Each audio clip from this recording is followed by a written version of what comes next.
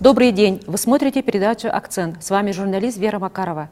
О состоянии законности за расследованием уголовных дел, о качестве предварительного следствия мы сегодня поговорим с начальником управления по надзору за уголовно-процессуальной и оперативно-розыскной деятельностью прокуратуры Республики Саха-Якутия, старшим советником юстиции Иваном Анатольевичем Сергеевым. Иван Анатольевич, здравствуйте. Добрый день.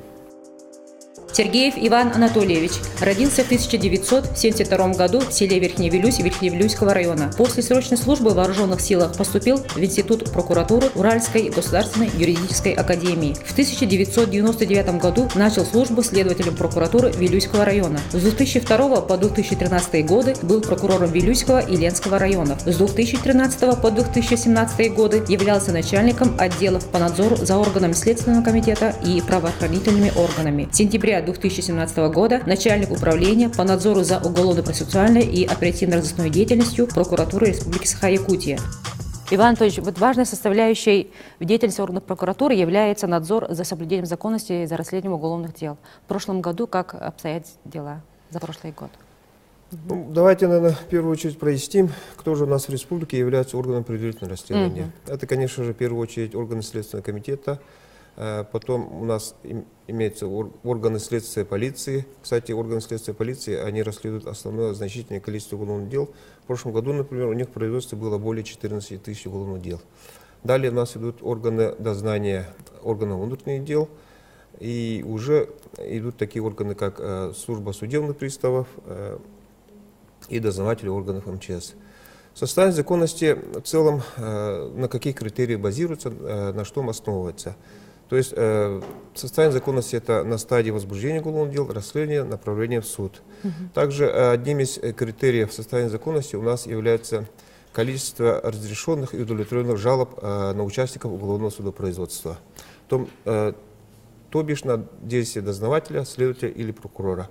У нас различаются две формы жалоб. Это жалобы, которые разрешает прокурор и руководитель следственного органа, статья 124 Уголовно-процессуального кодекса, и 125 это обращение в суд.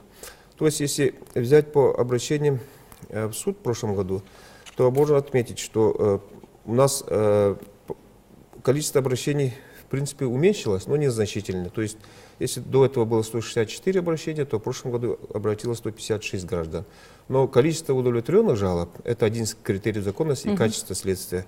Если в 2016 году было 29 жалоб удовлетворенных, то в прошлом году их было 16. А на что жалуются граждане? На бездействие действия дознавателя, следователя или прокурора. То есть, если они не согласны с теми или иными решениями, которые вынес следователь-дознаватель. То есть, в качестве примера можно сказать. Например, потерпевший Никифоров одним из районов республики обратился к дознавателю, чтобы ему вернули вещественное доказательство. Ну, то бишь предмет, который изъяли у него в ходе дознания и который ему нужен был, ну, по хозяйству, скажем так. Дознаватель по тем или иным причинам отказал, сославшись на то, что он нужен ему для доказывания.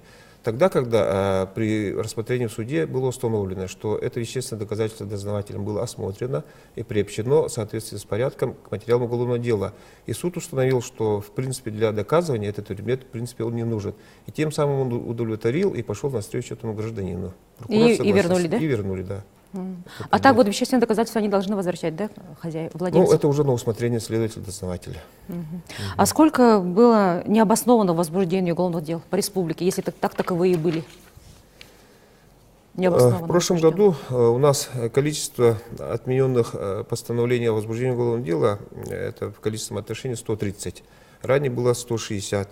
Но это не значит, что эти все 130 дел, которые мы отменили, постановление о возбуждении, они легли в корзину или, скажем так, по ним производство не шло. В большинстве случаев они отменяются по тем или иным моментам, когда мы видим, что на момент возбуждения оснований не имелось. И либо, скорее всего, либо имелось, оно недоработано было. Например, по Якутску, прокуратура города Якутска отменила дело по незаконному подключению к электрической сети с причинением материального ущерба. Это статья 165 Уголовного кодекса. Причиной отмены явилось неправильное определение суммы причиненного ущерба.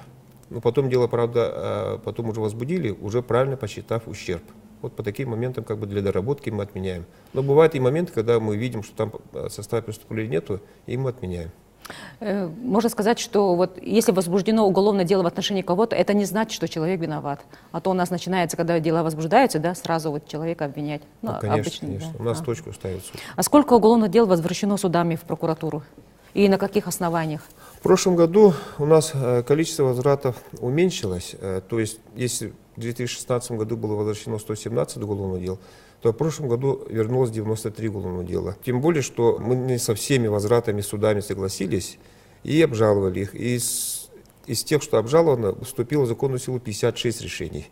То есть, смотрите, 93 вернулось, мы обжаловали, 56 решений вступило в законную силу. По 37 решениям мы добились по апелляционным представлениям их отмены. А основания какие вот? Основания возвратов у нас в основном они возвращаются, это нарушения, изложенные в обвинительном заключении или обвинительном акте, то есть неверно указывают время, место, способ, Так мотивы, да? цели, последствия. Нет, это технические моменты. Это очень важно. Не, но есть и момент, когда обстоятельства дела не соответствуют изложенному обвинению. Ну, вы, с одной стороны, правильно заметили, есть и технические моменты. А сколько прокурорами возвращено на доследование? Прокурорами возвращено на доследование 461 уголовное дело, было 540. То есть хочу в целом отметить, что, как вы спросили, составить законности основывается вот на этих критериях, да, на возвратах и на доследованиях в том числе. У нас, судя по количеству возвратов, в прошлом году составить законности улучшилось. Соответственно, и качество следствия мы отмечаем, что оно более-менее улучшилось в сравнении с предыдущими годами. Да? Да, А как идет взаимодействие со Следственным управлением Следственного комитета? Вот раньше были какие-то вот напряженные какие-то? Взаимодействие идет в рабочем режиме, то есть сотрудники Следственного комитета входят в наши межведомственные рабочие группы, наши работники тоже входят в их межведомственные рабочие группы, но никаких моментов, то есть, вернее, не то, что никаких моментов, все идет как положено. То есть, если вот гражданин недоволен приговором суда, да, он может, конечно, обжаловать вышестоящую инстанцию и в прокуратуру тоже, и может добиться своей правды, справедливости, да? Можно так сказать? Конечно, гражданин имеет всегда право обжалования. Он имеет право обжалования в суд, имеет право обжалования в прокуратуру. Это у гражданина есть, это конституционное право. И вот такой, Иван Анатольевич, такой последний вопрос.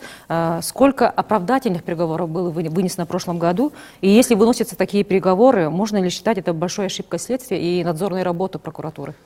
В прошлом году всего оправдательных приговоров было вынесено 6 решений в отношении 6 лиц. Для сравнения с прошлым годом, в прошлом году было 7 дел в отношении 7 лиц. Ну, на одно лицо у нас уменьшилось оправдательные приговоры. По реабилитирующим основаниям, естественно, оправдательный приговор сам по себе, он говорит, что это оправдательный приговор, это по реабилитирующим основаниям. Из этих возвращенных у нас одно дело расследовалось Следственным комитетом, а остальные дела расследовались следственным органом МВД Республики. Основными причинами оправдательных приговоров у нас есть неустранимые в судебном заседании недостатки, допущенные до судебного производства, неправильное толкование норм уголовного закона. Но в качестве примера могу привести уголовное дело в отношении Новиковой, оправданное Якутским городским судом по части 1 статьи 264. Это ДТП, повлекшее тяжкий вред здоровью потерпевшего. То есть она обвинялась в том, что, будучи за рулем легкового автомобиля, нарушив правила дорожного движения, совершила столкновение с другой машиной, двигавшейся ей навстречу, при котором двое пассажиров, не ее машины, а той машины, получили тяжкий вред здоровью.